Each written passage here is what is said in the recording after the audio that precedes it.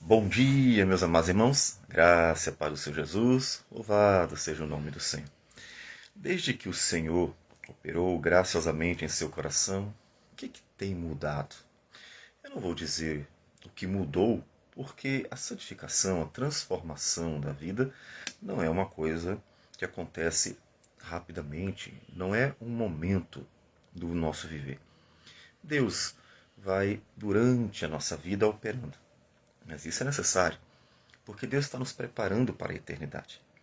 É por isso que todas as cartas do apóstolo Paulo sempre possuem explicação teológica, tudo aquilo que ele quer apresentar, que é claro, que é o evangelho com tudo, né? Seu conteúdo, toda a beleza e profundidade. E tem uma segunda parte que o apóstolo Paulo ele apresenta para a igreja em acordo com o que ele havia dito antes, ou seja, a teologia da igreja, o evangelho apresentado à igreja, tem uma implicação. Qual é a implicação? A vida prática da igreja. Por isso que a igreja precisa estar sempre se examinando e se reexaminando para que ela possa estar sempre alinhada o que ela vive com aquilo que ela prega. Nós vimos como o apóstolo Paulo expôs para nós o Evangelho, capítulo de 1 a 8 da sua carta aos Romanos, e depois como ele trouxe uma resposta importante à questão judaica.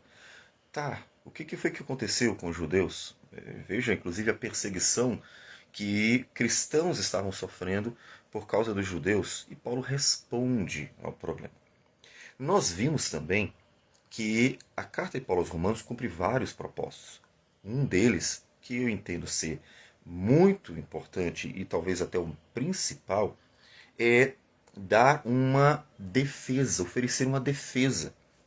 Lembre-se, Paulo está sendo perseguido, está sendo acusado, e ele precisa apresentar uma defesa. E ele escreve para o coração do império, ou seja, é como se ele estivesse apresentando sua defesa ao Supremo Tribunal da época, né, o Tribunal de César.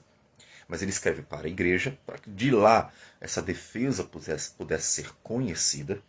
Então apresentar uma defesa frente às falsas acusações. Ou seja, o que as acusações? Ah, ele está levantando contra César, o povo. Ele pega e mostra. O evangelho que eu prego é esse. E não fala contra César. Inclusive, é por isso que no capítulo 13 ele defende a obediência às autoridades. Não que ele não defendesse antes, mas ele mostra qual é a visão dele sobre a questão das autoridades. Claro, não é a visão particular, mas é o ensinamento dele à luz da Escritura, aquilo que Deus mesmo ensinou. Portanto, ele está apresentando uma defesa. Ah, e o povo judeu, ele odeia o seu povo, está também criando confusão. Mentira, eu amo meu povo. Ele fala no capítulo de 9 a 11. Então, a carta aos Romanos é uma grande defesa do apóstolo frente às falsas acusações. Mas nós vimos também que ela cumpre outros propósitos. Ela cumpre o propósito, claro, de fazer com que os irmãos estejam bem alicerçados no Evangelho, para que decorra disso uma prática coerente. E aí nós vimos a parte teológica, vamos dizer assim, teórica, e a parte prática que vamos ver a partir de hoje. Mas também cumpre um propósito importante de evitar um antissemitismo. Né? Por quê? Uma vez que os judeus foram expulsos de Roma, estavam querendo confusão, inclusive para o apóstolo Paulo, e principalmente, né, que lá no Império já havia, pensando na capital do Império, né, em Roma, havia um sentimento de antipatia para com os judeus. Isso com certeza influenciaria a igreja. O que acontece? Ele está evitando um antissemitismo na igreja. Quando a gente fala antissemitismo, não está se referindo a ninguém matar judeu, é claro, mas um ódio ou mesmo uma indiferença, um aborrecimento, um afastamento a tudo que se relacionasse a judeu, porque a tendência das pessoas é serem extremistas, né? E ele está evitando o antissemitismo, porque inclusive causaria um problema sério. A escritura foi revelada aos judeus, Antigo e Novo Testamento, porque inclusive o próprio Paulo é judeu. Então, haveria consequência se eles tivessem essa inclinação, seguisse, né, por um antissemitismo. Então, por isso que aqui é a única carta que ele defende os judeus. Todas as outras ele está batendo nos judeus. Por quê? Porque ele está sofrendo perseguição e os falsos irmãos, como ele chama em Gálatas, os judaizantes, estão criando problema. Ele bate, porque eles estão criando confusão com as igrejas. Mas aqui ele precisa fazer o contrário. Aqui ele precisa, já que a igreja, né, no coração do império, e a igreja estava sendo já motivada ao antissemitismo, ele precisa equilibrar as coisas, mostrar que, opa, calma aí, não é bem assim. Tá? Deus tem um plano, Deus cumpriu o seu plano, e aí ele começa a falar sobre os judeus e mostra seu amor. Então aqui ele tanto oferece a sua defesa, mostrando que ele ama o seu povo, mas também faz com que judeus e gentios possam andar juntos, né? Ou seja, ele faz com que a igreja possa estar sempre olhando de forma saudável, né, para o propósito de Deus com os judeus, principalmente quando se diz respeito à revelação. Aí você diz assim, mas teria algum problema o antissemitismo? Tem. Nós encontramos em Marcião, no segundo século, que pegou a escritura e disse assim, tudo que tem relacionado a judeus vamos tirar. Aí saiu tirando tudo. Então veja que há sim problema quando a igreja não tem um olhar correto. Né? Então houve o problema lá na frente. Paulo se antecipou um monte, né? Estava evitando esse problema. Então Romanos cumpre vários propósitos. Nós já vimos. Capítulo de 1 a 8, como falamos, exposição do Evangelho, a obra de Cristo Jesus, que é a obra da justificação, e a obra do Espírito Santo, a obra da regeneração e santificação. Ele expõe as duas coisas. É preciso ser justificado pelo último Adão, né, o segundo Adão, aquele que morreu na cruz para pagar os nossos pecados, e é preciso ser regenerado, ter o Espírito operando. Aquele que não tem o Espírito de Deus não é de Cristo. Paulo diz que realmente é preciso ter. Então é uma obra do Espírito também. Então ele mostra que a salvação é uma obra bem completa. Ou seja, Deus opera de uma forma integral no ser humano para que o nome dele seja glorificado, para que haja salvação realmente. Então é uma obra completa. E já que é uma obra completa, então agora nós vamos para a parte que mostra que tem que ter então uma implicação prática. Por quê? Porque a obra é completa. Então, ele vai abordar questões práticas. E nós vamos ver apenas dois primeiros versículos, que nós podemos dizer que é a introdução de todos os outros. A introdução da parte prática é o que ele está dizendo assim. Romanos 12, 1 e 2. Rogo-vos, pois, irmãos, pelas misericórdias de Deus, que apresenteis o vosso corpo por sacrifício vivo, santo e agradável a Deus, que é o vosso culto racional. Vamos lá. Não é sobre culto. Aqui o foco dele não é falar do rito do culto, de forma alguma. Você focar na palavra culto racional e então trabalhar isso aí, esquece que não é o foco dele. Como é que eu sei? Porque é só ler o restante do texto. Né? Na verdade, ele está mostrando para eles que a nossa vida é que é um constante louvar e adorar ao Senhor. Né? Onde é que tem um paralelo disso? Bom, primeiro a gente pode citar o paralelo que é o próprio Isaías. Até vimos nesse domingo também Zacarias, que cita Isaías, né? Quando Deus pergunta, seria este o jejum que eu escolhi para o homem, que um dia aflija a sua alma, incline a cabeça como junco e estenda debaixo de si pano de saco e cinza? Chamarias tu a isto jejum e dia aceitável ao Senhor? Veja, ele citou o rito. Como é que eles faziam o rito do jejum? Eles faziam tudo isso, né? Eles se humilhavam, trocavam suas vestes, colocavam a cabeça no pó, ficavam inclinados, obviamente jejuando. Então, ele se refere ao rito do jejum. Aí, na pergunta retórica de Deus foi isso que eu ensinei? É isso que me agrada? Fazer um mero ritual quando vocês estão vivendo uma vida longe de mim? Então, veja, Deus está perguntando retoricamente para levantar uma análise do homem pelo homem. E aí Deus explica o que é o jejum. Veja, ele pega um ritual e explica que o que na verdade ele quer é uma vida prática, né? E versículo 6 diz, porventura não é este o jejum que eu escolhi? Que soltes as ligaduras da impiedade, desfaças as ataduras da servidão, deixes livres os oprimidos e despedaces todo o jugo? Porventura não é também que repartas o teu pão com o faminto e recolhas em casa os pobres desabrigados, e se vires o nu, o cubras e não te escondas do teu semelhante? Veja que interessante. Ele pega o rito e compara a vida prática. Ele diz, olha, é isso que eu quero. O que Paulo está fazendo é exatamente a mesma coisa. Paulo está usando a expressão culto e outros termos relacionados a isso. Veja, ele fala sobre sacrifício, mas ninguém faz sacrifício mais, né? É porque Jesus já fez o sacrifício. Fala do culto, né? Ele fala de elementos que nos associam a um momento e diz assim: o que Deus quer de vocês tem que ter vida. Não é aquele momento. O que adianta você ter um ritual? A igreja pode ter o ritual mais bonito, as roupas mais belíssimas, a igreja mais bem decorada, pode ter tudo. Tudo. A Laodiceia era uma igreja rica, provavelmente tinha em abundância toda a aparência, como hoje as pessoas se preocupam demais com a aparência. Pode ter tudo. E Deus diz assim: estou a ponto de vomitar. Não dá para aguentar vocês. Igrejas que Jesus chamou os fariseus de sepulcro caiado. Por fora é bonito, por dentro é podre. Exatamente aquilo que se critica constantemente sobre o cristianismo de hoje. E as pessoas precisam dar um pouco de valor. As pessoas, quando são criticadas porque o cristianismo está a ponto de ser vomitado, ai não, porque isso aqui, isso aqui, isso aqui. Cara, olha se é verdade. Observa. A gente tem uma lista grande para mostrar que é verdade. Então, o que acontece? Paulo está dizendo que Deus quer de vocês não é um rito. Não é que ele está dizendo que não é para adorar a Deus. Ele não está dizendo parem de cultuar. As pessoas são muito extremistas, então elas ou vão para um lado ou vão para o outro, né? Ele não está dizendo pare de adorar, pare de cultuar. Não, porque inclusive no capítulo 9, ele fez referência ao fato de Deus ter revelado aos judeus. Aí ele diz a adoção, a glória, as alianças, a legislação, o culto e as promessas. Ele faz referência ao culto como sendo algo ensinado, revelado por Deus, isso inclusive aos judeus. Então Paulo não está dizendo assim, pare de cultuar, não é para fazer isso. Então as pessoas têm esse hábito de, ai não, então não é mais para fazer culto, é para a gente simplesmente viver nosso dia a dia. Não é isso. Mas ele está dizendo, não importa em nada o culto, por causa sendo só um ritual, quando vocês estão vivendo a miséria.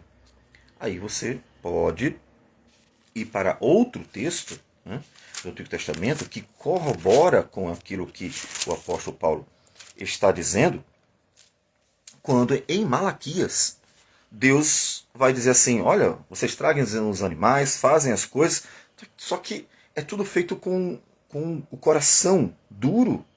E aí, depois dele criticar a forma, que não é a forma só no sentido de os tópicos do ritual, mas era a essência mesmo. Era tudo, tudo estava errado porque aqui estava errado. Aqui, Jesus disse, o que contamina o homem não é o que entra, é o que sai do coração. Estava errado porque aqui estava errado. E aí ele diz, aí depois disso ele diz: tomara houvesse entre vós quem feche as portas, para que não acendesses debalde de fogo no meu altar. Ai, tomara não fizessem culto. Então, ou seja, o que o apóstolo Paulo está nos dizendo é que a aplicação prática mesmo da vida, nova vida, é um viver para a glória de Deus. Não é só, eu vou para o culto do bonitinho, decoradinho, mas está matando, roubando e destruindo. Está usurpando a glória de Deus, é arrogante, presunçoso, está prejudicando vidas, mentiroso, maledicente. O que adianta o culto? Nada, não serve para nada. Sério, nada. Fecha a porta. Deus está querendo vomitar. Então, é isso que Paulo está dizendo. Então, quando ele diz, olha, vocês agora devem oferecer como sacrifício vivo, santo e agradável a Deus, é a vida de vocês. Por quê? Porque é isso que é a obra da salvação. É um operar na vida. A obra da salvação não é, eu era da religião tal, agora eu sou evangélico. Tá vendo? Me converti. Porque eu antes estava numa uma religião XYZ, seja lá qual for, e agora eu mudei de religião, me converti. Agora eu ofereço um culto aqui e me converti. Isso não é conversão, isso é mudança de religião. Jesus disse que os fariseus faziam proselitismo, tiravam gentios do paganismo para o judaísmo. E ele diz assim: vocês tornam duas vezes mais filho do inferno eles. Então ele diz: saiu do inferno para o inferno. Então não adianta, pessoas estão dentro do inferno, dentro da igreja visível. Então não é proselitismo, é vida. É vida de fato. Então Deus quer ser adorado em espírito e em verdade. Pessoas que realmente amam a Deus, têm prazer em Deus. São pecadoras? Sim, claro que ainda somos pecadores. Não falamos com regozijo, mas não podemos negar a realidade. É só observar a realidade, é só ler o texto. E a Bíblia em nenhum momento diz que nós não somos mais pecadores. Ela só nos diz que estamos num processo de santificação. E, portanto, precisamos dar valor. Precisamos realmente considerar como algo fundamental. Hebreus diz, sem isso ninguém entra no reino de Deus. E participar ativamente, inclusive, nesse processo. Porque ainda que seja uma obra do Senhor em nós, Ele exige de nós, e por isso que nós vamos ver Romanos a partir de 12. Exige de nós atividade. Não é uma obra passiva apenas. Ela é ativa também. Por quê? Porque Deus exige de nós, faça isso, faça aquilo, faça aquilo. A gente vai ver. Então, o apóstolo Paulo está preparando a gente. Sabe tudo que eu ensinei sobre o Evangelho? Agora, vocês vão ver a parte prática. Aí você pode assim, onde é que está a parte prática? Se está bem assim, um exemplo. A parte prática, tomando como exemplo bíblico, eu gosto muito de Atos 2, 42 a 47. Por quê? Porque ele mostra como aqueles judeus que mataram Jesus, quando a palavra de Deus tocou no coração e o Espírito operou, houve uma transformação tão extraordinária que aqueles homens maus, assassinos, se transformaram, como o apóstolo Paulo, inclusive, em pessoas totalmente cheias de amor, bondade, graça, pessoas diferentes. Houve uma mudança, e é o propósito de Lucas, quando ele mostra a conversão pela pregação e a mudança de vida. Atos 2, 42 se diz, e perseveravam na doutrina dos apóstolos, e na comunhão, no partir do pão e nas orações. Em cada alma havia temor, e muitos prodígios e sinais eram feitos por intermédio dos apóstolos. Todos os que creram estavam juntos e tinham tudo em comum, amor, comunhão. Vendiam as suas propriedades e bens, distribuindo o produto entre todos, à medida que alguém tinha necessidade. Diariamente perseveravam unânimes no templo, partiam pão de casa em casa e tomavam suas refeições com alegria e singeleza de coração, louvando a Deus e contando com a simpatia de todo o povo. Enquanto isso, acrescentava-lhes o Senhor dia a dia os que iam sendo salvos. Você lê esse texto, você fica encantado. Você lê esse texto, você fica maravilhado. Você lê esse texto, você fica pensando, meu Deus, houve uma mudança de vida, houve uma transformação, alguma coisa aconteceu. Quando você lê esse texto, você realmente vê aquilo que o apóstolo Paulo está dizendo. Olha, ofereça o vosso corpo como sacrifício vivo, santo e agradável a Deus, que é o vosso culto racional. Não é só oferecer um rito. Não vai ter nenhum valor se Deus se desagradar de você. Lembra de Abel e Caim? Abel ofereceu algo que agradou a Deus. Temos 2 pontos lá. Ofereceu o que Deus queria, o cordeiro, e ofereceu de coração, porque Deus diz assim, se agradou de Abel e da sua oferta, Caim não se agradou nem de Caim nem da sua oferta. E aí Deus olha para o coração de Caim e diz assim, olha, há uma maldade no seu coração, pecado está na tua porta, domine. Então, veja que são as duas coisas. Não sejamos extremistas. Ou tem que tirar uma e para botar outra, ou tirar outra para botar. Não. Deus quer que funcione tudo direitinho. E ele diz, né? Versículo 2: e não vos conformeis com este século. Ou seja, não tome a forma do século, desse mundo. Vamos traduzir, né? Não tome a forma deste mundo, né? Mas transformai-vos pela renovação da vossa mente, para que experimenteis qual seja a boa, agradável e perfeita vontade de Deus. Ou seja, a partir do momento em que realmente você conheceu a Cristo, que agora você se toma a forma de Cristo. A partir da sua compreensão do Evangelho, veja, ele ensinou o Evangelho. Agora ele está dizendo a prática. Então, vocês entenderam o Evangelho, mudou a forma de vocês verem tudo. Deus, o mundo, a si mesmo. Vocês entenderam, renovou-se o entendimento de vocês pelo Evangelho do Senhor, pelo Espírito falando pela palavra. Então, agora vivam, aí vocês vão experimentar o que é isso na prática. A beleza disso na prática. E é por isso que logo em seguida ele vai começar, faça assim, faça assado, faça assado. E é tudo muito prático, tudo muito prático. Então, ele está dizendo assim, agora vamos ver isso na prática. Né? Então, o Evangelho tem implicações. A igreja precisa considerar isso aí. Então, não é dizer que não somos pecadores, porque ainda somos, mas é olhar para a nova vida e dizer assim, vamos avante, porque a obra do Senhor continua em nós. Então não vamos desistir, vamos seguindo, para que cada vez mais pareçamos com Cristo, pela obra dele em nós, pelo Espírito Santo, e pelo nosso dedicar na dependência dele, no nosso viver para a glória dele. Então, nós vamos ver, a partir daqui, tudo que o apóstolo Paulo vai falar aos romanos de forma bem prática, para que o cristão viva a beleza da nova vida em Cristo Jesus. Vamos orar. Senhor Deus amado, bendito o teu nome. Nós agradecemos por tudo. Colocamos tudo nas tuas mãos. Nós te bendizemos, te louvamos, glorificamos e engrandecemos, Senhor Deus, tudo, porque o Senhor é Deus, é maravilhoso. E pedimos que o Senhor continue operando, ó Deus, nos dando graça, sabedoria, força, um coração, ó Deus, que realmente esteja cada dia mais amadurecido e que nós possamos perseverar no propósito de parecer com Cristo. Opera em nós, nos dando graça para inclusive estarmos nos dedicando a esse objetivo, que é glorificar o teu nome com a própria vida. Receba a nossa oração, gratidão, tudo isso, em nome de Jesus. Amém, Senhor. Que Deus abençoe a todos. Tenham um bom dia.